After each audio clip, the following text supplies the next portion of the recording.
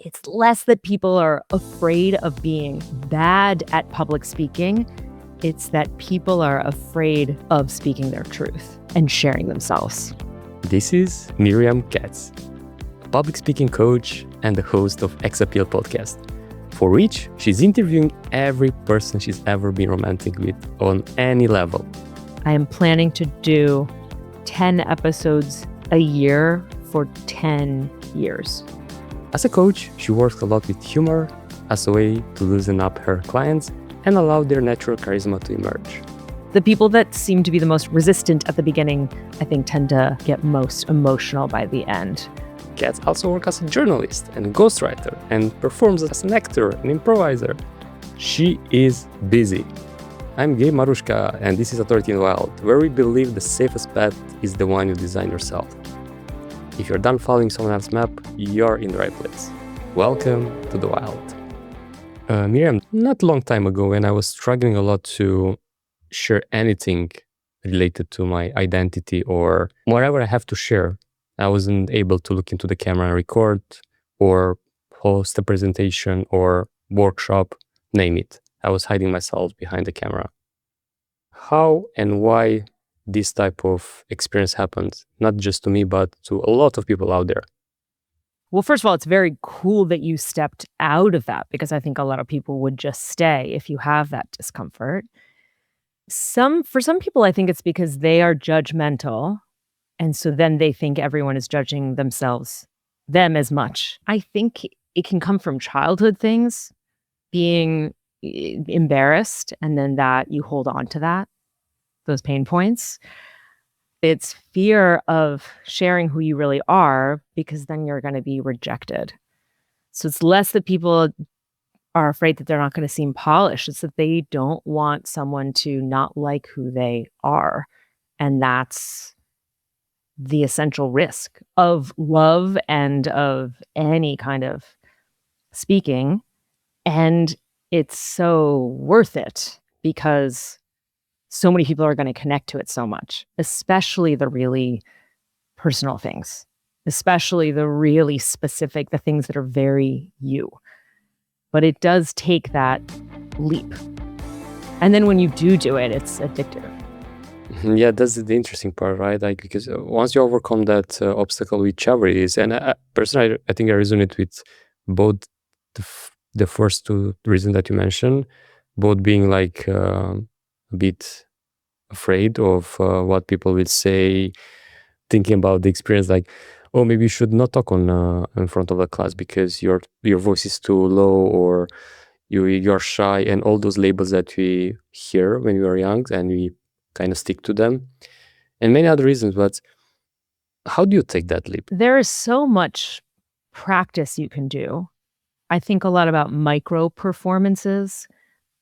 So clients who are really uncomfortable, I will have them even start by extending their conversations when they order coffee and saying a little bit more and staying a little bit longer. And there's opportunities all the time for an exchange.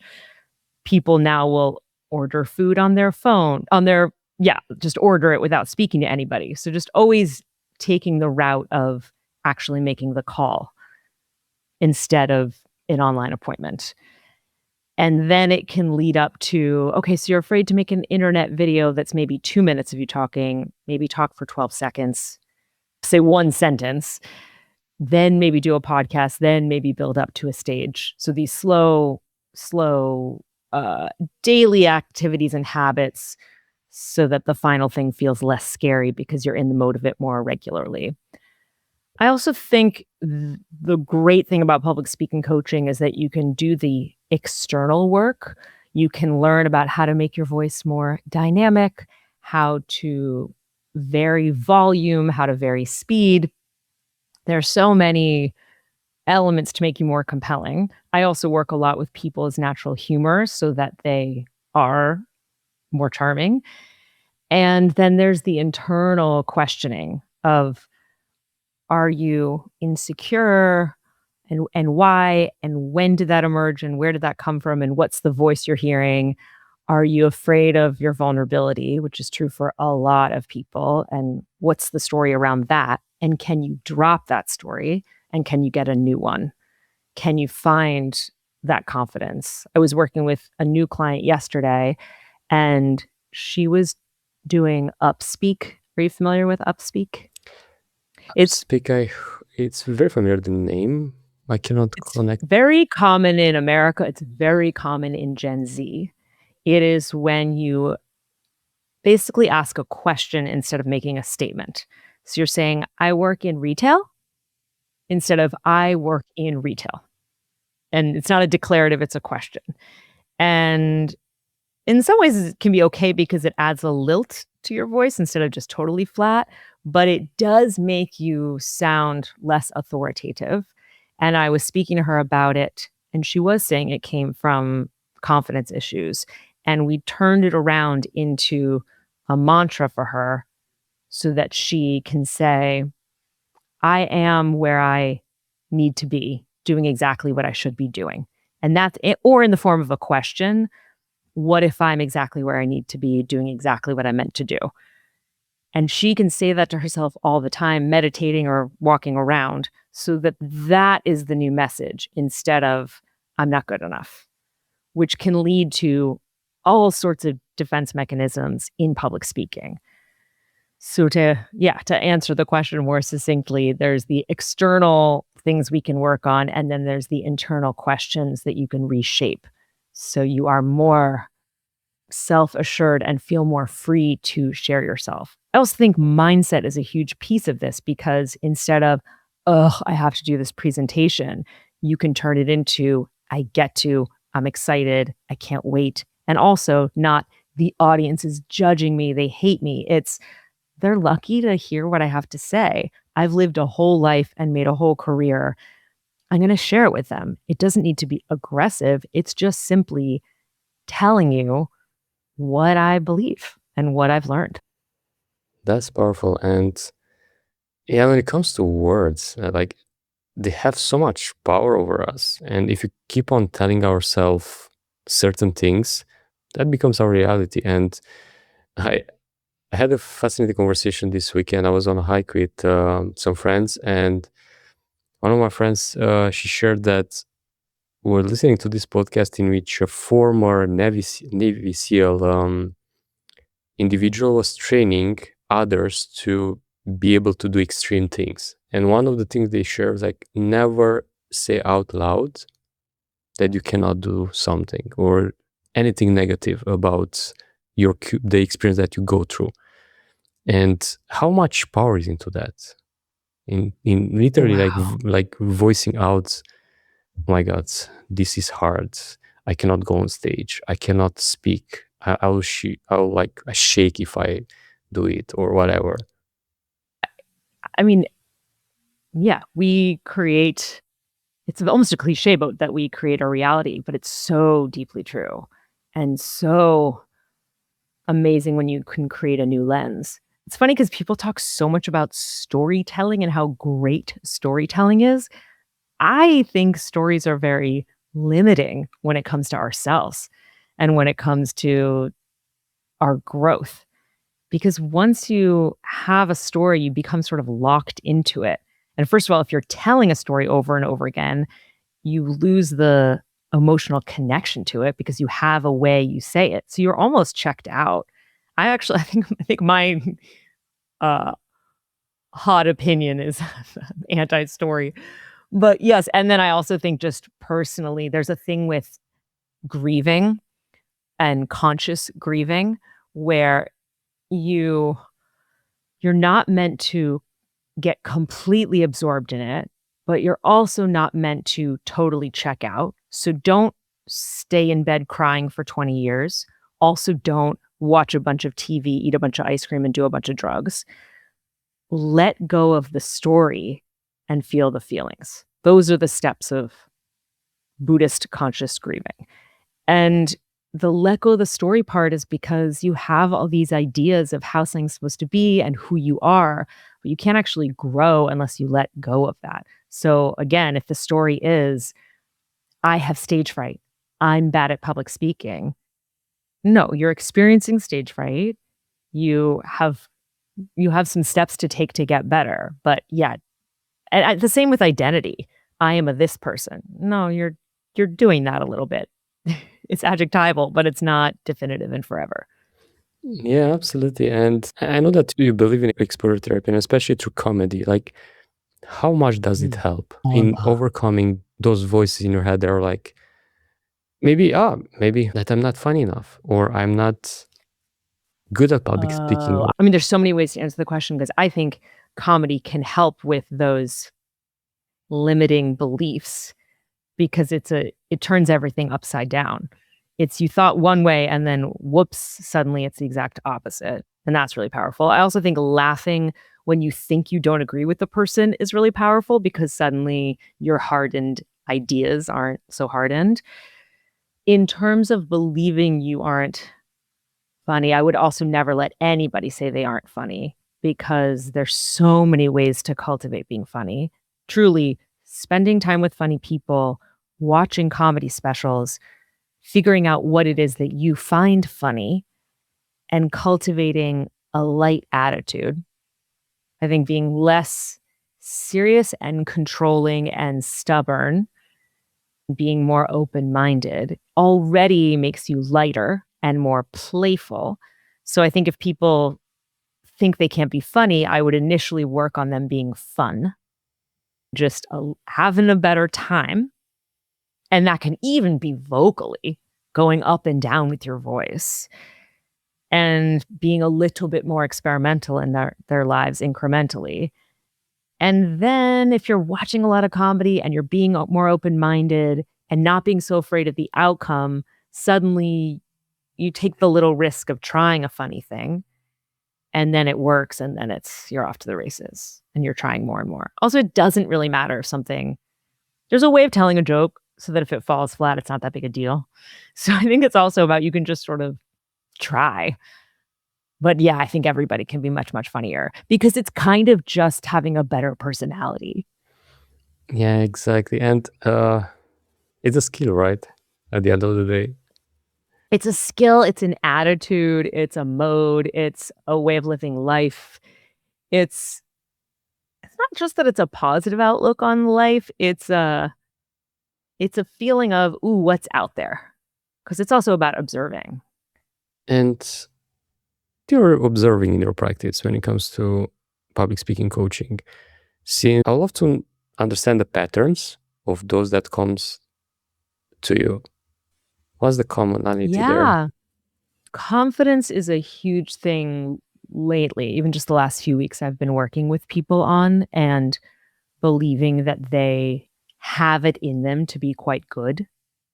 And a lot of yeah, I'd say a big pattern is that that comes from something someone even quite random said to them in the 7th grade.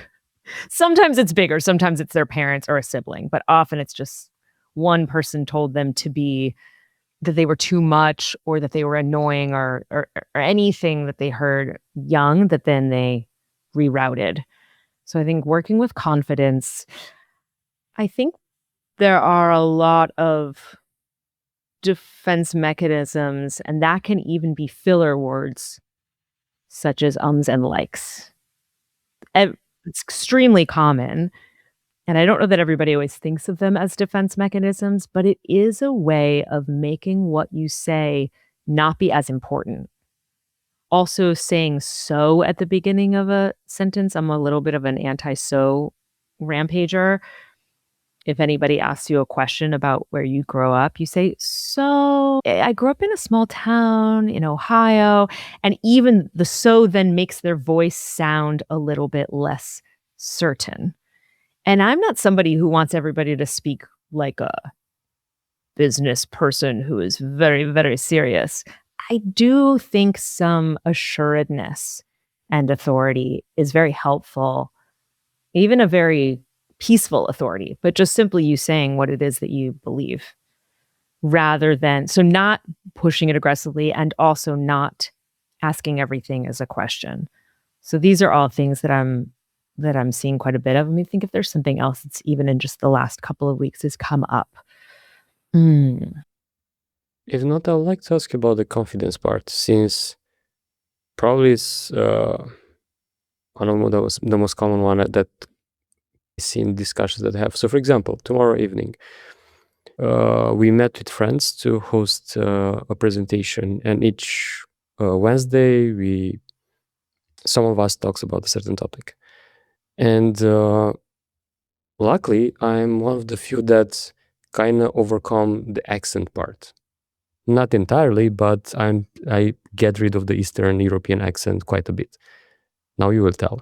But some of our friends, they struggle with that. They're all for Eastern European countries, and they're like, how to get rid of this? My confidence is affected by it. And that's another reason from those that you mentioned, like how someone that's listening to this can overcome big pillar, if you want, of confidence when it comes to speaking, when it comes to expressing themselves, and so on. If there is a framework approach or it's a lot of internal work. Certainly both.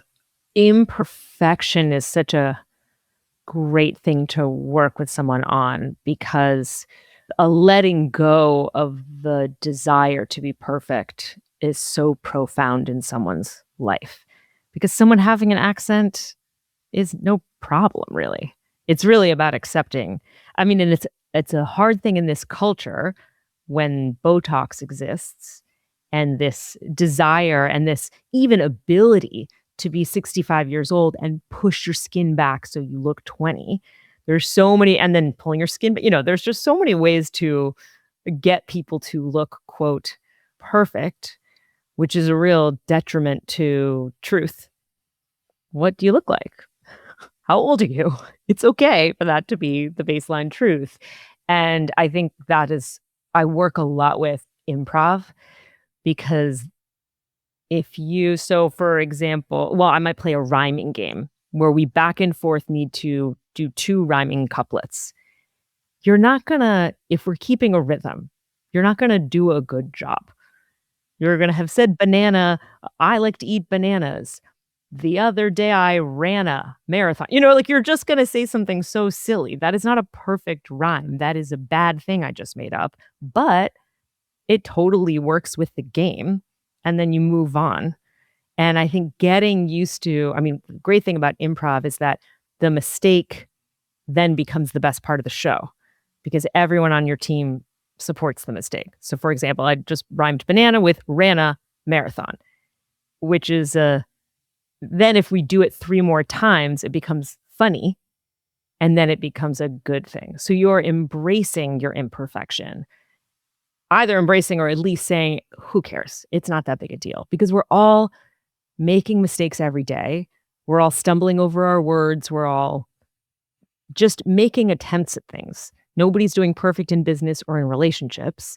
And so if you can feel comfortable with the mistake and, in the case of a relationship, apologize about it, but just in general, you have a bad meeting, that's okay. It's fine. You learn something from it. You have had good meetings in your life. You can move on. But the obsessive feeling of, oh, it has to have gone perfectly. There sort of is no perfectly. Who are you specifically that is unique and distinct and not a boring Botoxed person? What is your gift?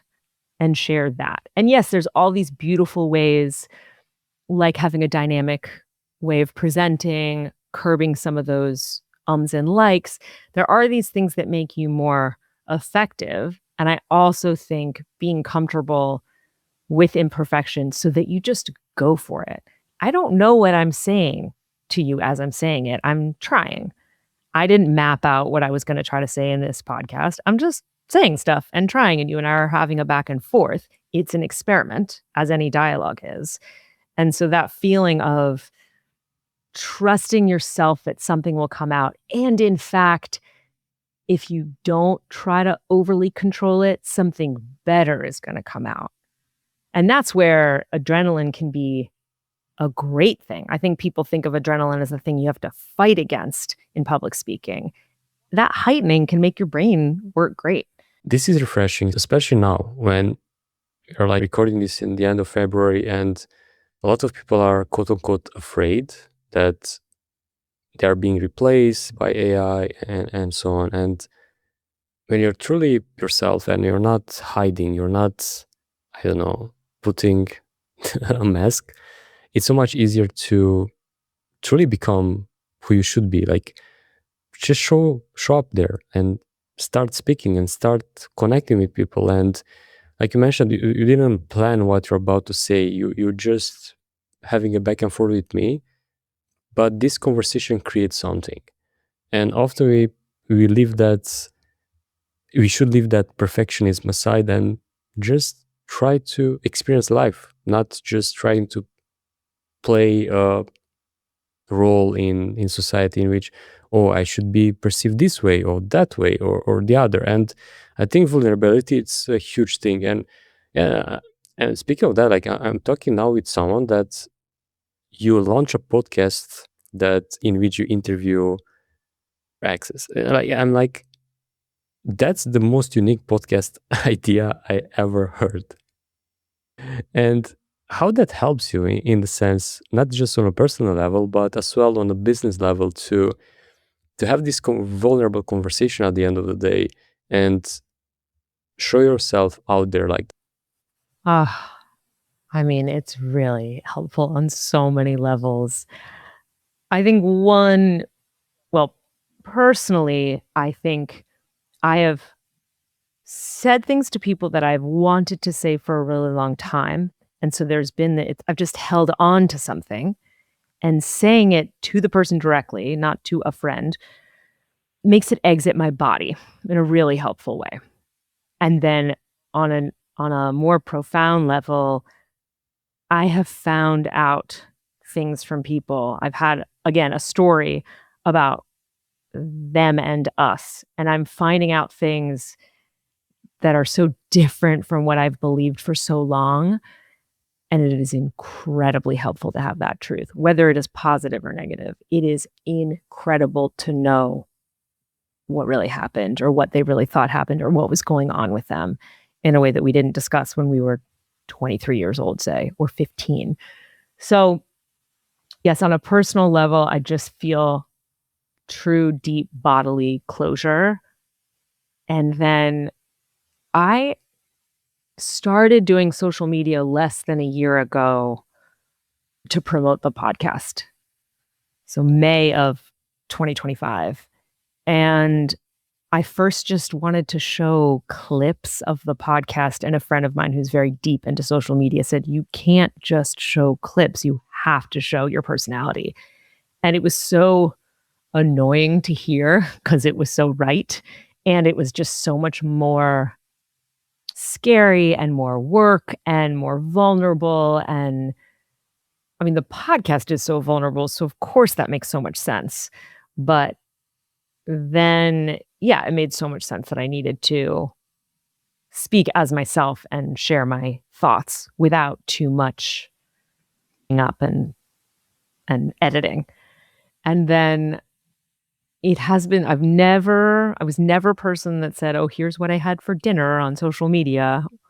And so to then go from 0 to I'm talking about heartache, I'm talking about sex, I'm talking about misunderstandings, I'm talking about times that I've failed as a partner.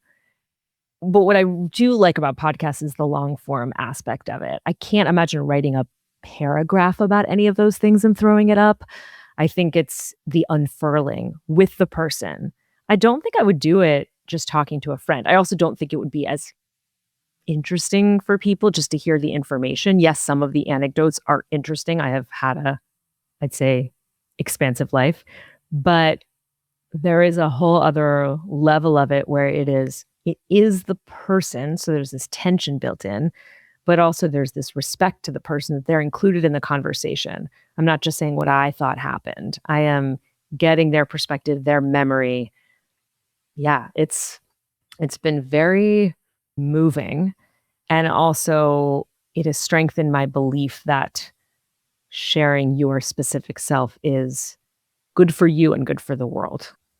Love that perspective. And yeah, I bet it's very therapeutic to have this conversation that you couldn't have otherwise. And or you can have them, like you don't have to launch a podcast to have those conversations. But I think that doing it this way involves as well the public aspect of it for both of you, not just for you.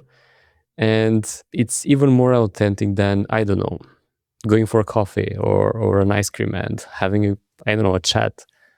It is different. It is interesting that sometimes something being recorded forces you to tell the truth rather than not.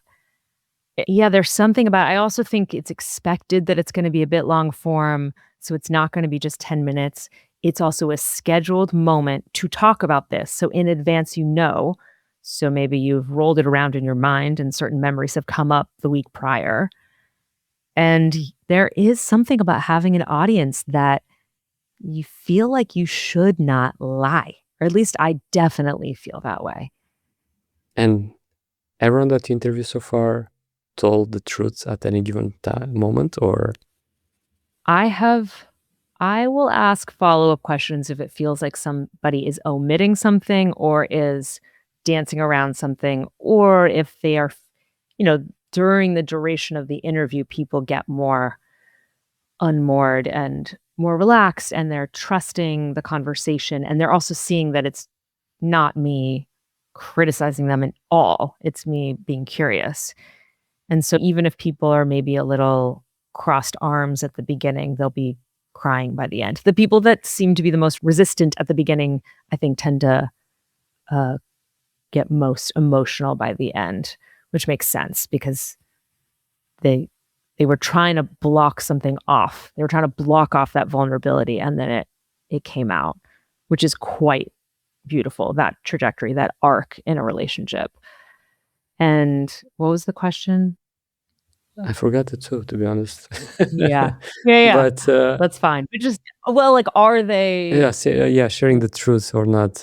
sharing the truth? Yeah, Yeah. I think they generally are. I think there's not really a point in saying yes to me if they're not gonna speak the truth. They also dated me, so they know my deal, and they know that I want things to be real, so I think that also opens up that space for them. I think also you it's hard to lie for an hour and 10 minutes.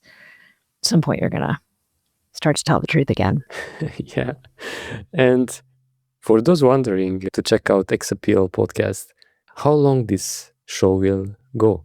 The first season is 10 episodes, and then I'm currently recording episodes for season 2, which will be out in September.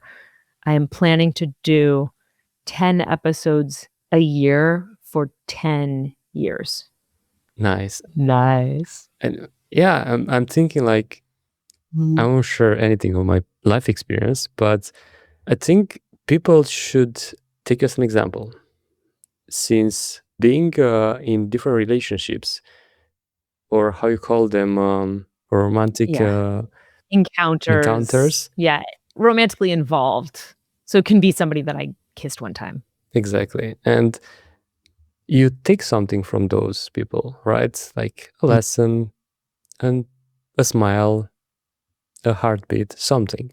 And I was listening to some of the episodes, and as well knowing that you interview someone that was, for example, addictive to sex, or other that was having stage 4, if I remember correctly, colon cancer, and so on. Like, and being with people that, because let's be honest, like some people like met their love of their life in high school and they stay together for the rest of their life. I don't know how to feel about that, in the sense that that's nice, I would say, but you don't learn that much being all your life with one single person. But when you're romantically involved with a lot of people, you learn so many things that will help you in life. Some might be traumatized by that. I was one of those at some point. But after that, I personally learned at least that, wait a second, I learned so much from this experience. And those experiences made me who I am today. Can you share a bit more about that? Like to create a top of Mm, lessons or experiences that you mm. had with them that shape Ah, Miriam that is today. oh, wow. I think I slowly have learned to be more honest. And yes, slow. It's been many years of dating. I think I've slowly learned what works for me in terms of relationships. There is this theme throughout that you'll hear of, I quote this line from Nico Case. Nico Case is a singer, and she has this line, "I every man who I wanted to be." And I had a real history of, as I call it, up. So people who I really admired, who had incredible talent, who were really intense, who just something had some kind of a amazing, powerful enormity. And I am much more interested now in mutual respect and equality and admiration, but not feeling intimidated by the person I'm dating. And also not wanting to become the person I'm dating, but rather being happy with who I am and my own trajectory of growth. But that took a lot of discomfort with people not being totally into dating me and me being obsessed with them and worshiping them. So that's one. Um, I think every single date I've gone on, I've learned something, like, as you were saying. There's even just how people live. That's why I love doing podcasts, because it's so interesting to see what people's jobs are, how they live, where they live, how they chose this life, how far it's strayed from their family, their family's expectations. The way people exist is super interesting. And when you are connecting with someone romantically, you are smushed up in that. First of all, because you spend time with those people, but also even just if you have sex with somebody, you are very close to them. So just energetically, you're as close as you can be to somebody. So I think I experienced, and acting is very similar. I've played so many kinds of characters. And so I've had little moments of my life where I've been a totally different person. So dating, say, an Orthodox Jewish person who then became a rabbi, I learned about that life. And then, yeah, playing a worm on a kid's TV show, I also learned maybe what it's like to be a worm. I mean, it's such an extreme example, but I think I also saw how mutable life is, and that you can choose so many paths, so that I feel less obsessed with being this one way. It's related to that open perspective, comedy perspective of, it doesn't need to be this way, so I can be a little more experimental in my life, and I can take little risks with how I am. I think also I felt I was able to connect to so many different people, and that gives me a kind of confidence that I can be who I am, so that if someone doesn't like it, that is okay. I don't need every single person to think that I'm exactly right, because that would make me kind of boring. So the freedom to be exactly who I am, I think, came out of dating a lot of different kind of people.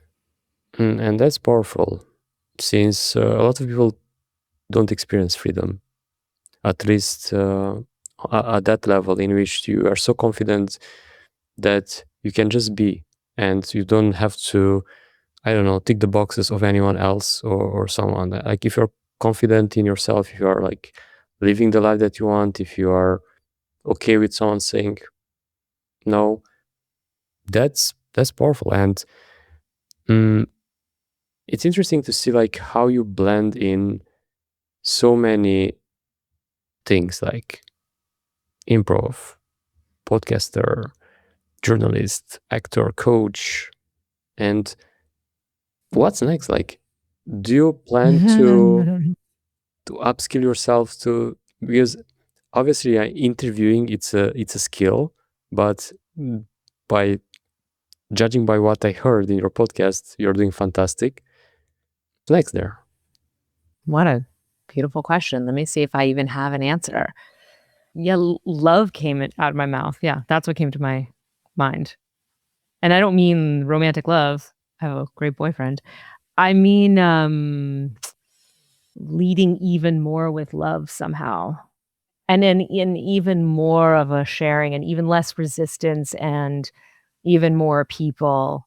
So project-wise, I'm not sure, but I think that angle. I think there's even more to go with the podcast, and even more to go with, I do think I'm kind of a born teacher, but even more with making people feel like themselves with public speaking. So I really do feel like I'm in the right place in both those areas. I haven't maxed out. Even this season of interviews feel different. It feels like another level.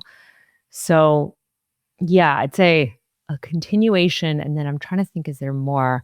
There might be more with acting, and yeah, I'd say I think there's probably even more of a risk. I'm always talking about growth and risk, so I think there's probably even more to leap into, where I am more free, more wild, more myself. There's always more to go. I'm thinking of something. How about a TV Mhm. series called Exes? Yeah, I for sure. You're also probably psychic because I think that was, rolling around in there. For sure. For sure. Yes. And I mean, narrative, like a fictional one, Yeah, of course. not a documentary. Yeah, yeah, yeah, for sure. Yeah, I have a treatment for it. I wrote a treatment for it. Nice, nice. I'll watch that. Mhm. And Yeah. well, Thank you. question here, like, what does your boyfriend say to you? Like, I hope you won't interview you, interview me on your podcast, or Well, I mean, it is exes, so if we stay together, he never has to be interviewed. yeah, So that keeps us together. That's better than a ring. that's exactly. And yeah, it's fascinating this trajectory and what you share. And what I wanted to ask, going back a bit to public speaking, like how this intersects, like the podcast and your coaching work. In in terms, of course, I assume it's a lot of learning from there. But do you have any quote unquote strategic approach to use the podcast for your business, or Oh, well, that's one question which I will answer. I think the first thought was it's a bit of a similar mode of I am showing my vulnerability as a model for nice? both my clients and the people that I'm interviewing so that we're doing it together. I'm not just asking you to do it and sitting back. So that is, I'd say, that's a kind of strategy. Not even super conscious it's who I am, but that's, I'm being a pedagogical model. And then I strategically in terms of it's not really that the podcast is to promote my public speaking business. I think it's a good I mean, I'm actually next week teaching a class for entrepreneurs about how to be a good guest on a podcast. So it is related, it is communication, and I think I know a lot about podcasting and the need for vulnerability, the need for being yourself, the need for really sharing yourself instead of just saying, "Here's my pitch that I say to everybody, and I'm saying it the same way I say it to everybody." It's such a present medium if it's done right. So, yes, I think they intersect tonally, but it is not as if I haven't really mentioned public speaking on the podcast much, and yeah, I think they are separate projects that intersect emotionally. And I almost think the podcast is sort of an example. Maybe it's a good example of what I'm um, requesting of my clients, although nobody needs to talk about their romantic life at work. Yeah, exactly. And but what what interviewing your exes like teach you about yourself that years of coaching and acting wasn't able to do? Mm. Oh, I think how sensitive I am. I think that really brought it out. I think there was a lot of searching for validation through people I was dating. I also think it shows me quite clearly how curious I am because I'm dating such different kinds of people. So I think I'm also that's most clear I think in my dating life. And yeah, how much I love connecting. And that's why it's so painful when things disconnect. And that's why I feel so good to have these final goodbyes to people because it does feel like we're reconnecting, which is a really important I think it really showed me how important feeling connected to people is. It is the only thing we have. That's why AI is such a bummer. It's like, it's not you. What is a bad, like, tell me your worst sentence. Tell me how badly you write. I'd like to see it. It's fine. I'd rather see a badly written sentence. I think that will be the way to stand out moving forward. When you see grammar Yeah. mistakes, mumbles on camera and behind the scenes, rather than there is my AI avatar speaking perfectly, but when you open your voice, you're not speaking English. Yeah, it's an interesting world we are living in, and I think public speaking it's one of those skills if that you can get good at and truly making building authority at the end of the day for yourself. And if those that are listening to us and like, I don't want to talk to Miriam to be helped, who are they? Who's your audience? One thing I wanna say right before I answer that, because I feel like we talked a lot about diving in and jumping into the lake and taking the risk and just getting up and sharing yourself with public speaking. I'll also say, very importantly, practice helps, and in fact, the people who practice the most are the best public speakers, of course. So they may have a natural talent, but they're also practicing quite a bit, and practicing quite a bit so that the day of, they don't need to look at their notes or have it memorized. They have it ingrained in them. So I just wanted to point out that that is, it's not just simply that you and I are saying, "Just go for it." There is a buildup, and there is a, yeah, you can get more and more comfortable before you hit the stage. I have a couple new students who are getting their just finishing their PhDs and are going out into the job market, and they are doing interviews and also, speaking at conferences, and they are incredibly brilliant and have never focused on this and have always, there's kind of a baseline accepted way of speaking, and maybe in their particular field, you almost aren't asked to be a great speaker, you just kind of get through it, and everyone's pretty interested in the information, especially everybody else in their field, and so they've never thought about how it is that they express themselves. So that has been very gratifying, especially working with people who are such lifelong learners. They are absorbing what you're saying. They're so interested, they're so curious, and my experience so far has been that they are very willing to try. So that has been that's like ICP. Someone who's excited to try, oh my god, and is, not defensive. Incredible. There's people who are starting to do more media appearances, and they do okay. They're not a disaster, so they actually haven't put that much time into improving, but they need to show a lot more life in their eyes, life in their face, dynamic speaking, making jokes, laughing, because that's appropriate to the kind of media appearances they're doing. Especially television, it's usually a 5-minute appearance. You gotta bring a lot of enthusiasm and energy and life and be willing to roll with the punches and make jokes, or at least acknowledge that a joke's been made and not just plow through your message. I have helped people prepare for podcasts, panel discussions.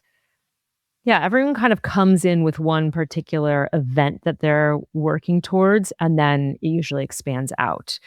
So I personally would rather work with somebody who feels pretty uncomfortable with public speaking and getting them to a point where they are comfortable, rather than someone who is quite good and they wanna be excellent. That I've done that, and great, I can truly help anyone, and I can bump you up, and I'm sure I have a very specific angle on it, and I think I'm trying to get people to be much more authentic, so that can be miraculous for people. But I really love people who are a bit uncomfortable and have somehow gotten through their career and maybe are very high up in marketing, but just never quite dealt with this thing because it's so deep and has such deep implications for their confidence, for their relationships. I mean, that's another way it relates to the podcast. them speaking up for themselves, speaking the truth, articulating, believing in themselves, wrestling with some self-esteem issues, which they may have had since middle school. And it can get emotional when people have a breakthrough. Maybe somebody who's always been very controlled, we do an improv exercise, and then suddenly they just come up with something quite funny, but it just stumbled out of them. And they'll be surprised by what they're capable of, and moments like that are so fun. So it is moving. And I'm sure a lot of those listening can fit in one of those categories where they should reach out to you to work with you. I have a website, miriamkatz.com, and there's a coaching tab. I have a creative projects tab and a coaching tab. And I really wondered whether I should just have a straight up coaching website. But I do think all the creative projects, voiceover, acting, podcast, journalism, those all relate so much to communication. So it felt like, why keep them separate? So you can contact me there. And then I like LinkedIn a lot. I think it's such a fun way to meet people, honestly. It's my most social media. And I'm also on Instagram, TikTok, and YouTube. So anybody can DM me anywhere. And even if you just simply have a question, I'm very generous with help. Lovely. And I'll put the links down below as well for those listening or watching. And I want to conclude with something that might help those listening to make that first little step towards speaking. What they can do in maybe 1 week to make that little step and showing themselves out there. I would expand all of your conversations. The mindset piece is important. The belief in yourself, the dealing with the tics, the making your voice more dynamic. But I think the micro performance of at the dry cleaner, at the coffee shop, with a friend, making it a phone call instead of a text, calling for delivery instead of delivering on the app, all of those things, I think if you spend a week doing a little bit more of, words will have been coming out of your mouth publicly. And you can say that you did more public speaking that week. So I'd say actively actually doing it instead of it being theoretical is a great way to start in 1 week. This was Miriam Katz on Authority in the Wild. And if this conversation made you feel differently and think differently about public speaking, you know what to do. Check Miriam's work and make sure you subscribe to not miss the next one. Until next week, pura vida.